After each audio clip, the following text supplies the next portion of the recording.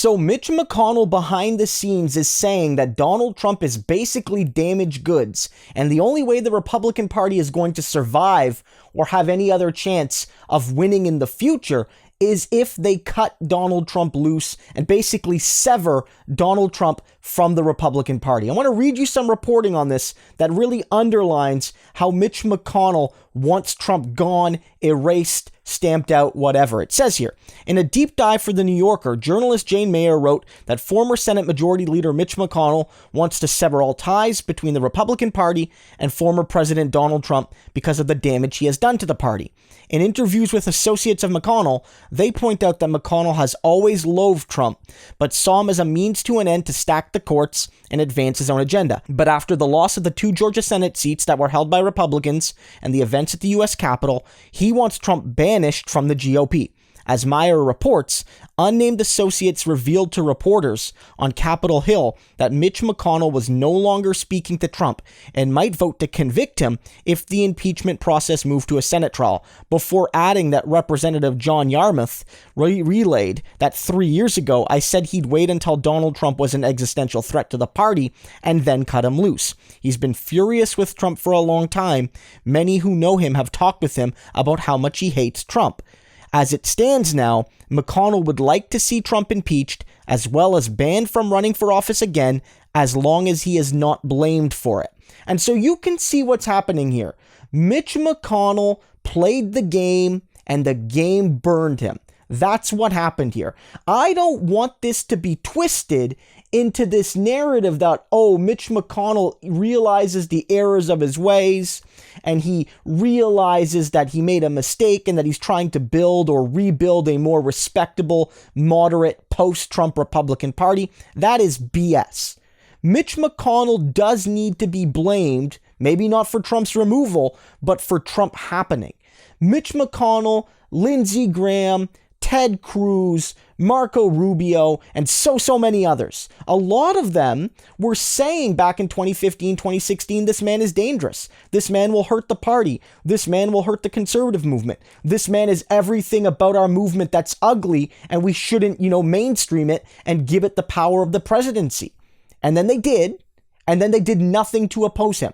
Because when he became the nominee, then the line was, oh, well, he's better than Clinton, and we'll keep him honest. We'll keep him moderate. We'll keep him stable. And they did nothing of the sort. The best case is that you can say Republicans stood silent as Donald Trump did evil, but often they highlighted it, they supported it, they mainstreamed it, they legitimized it, they stood with him as he did it. And Mitch McConnell often was by Trump's side. Maybe not as much as some of the most insane Republicans, but he wasn't too far off.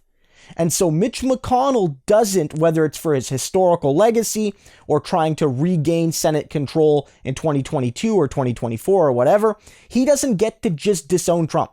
It doesn't matter that he doesn't like Trump. It doesn't matter that personally Trump, rubbed him the wrong way. It doesn't matter.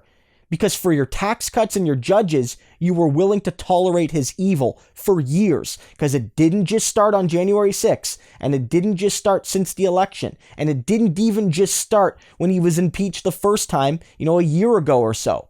He's been awful since day one of his presidency. We all know that. If there's anybody that could have been impeached on day one of his presidency, it was Donald Trump. And Republicans defended him all the way. And Mitch McConnell, he didn't vote to impeach. Only one Republican did, and that was Romney. Mitt Romney was the only one in the House or the Senate the first time around.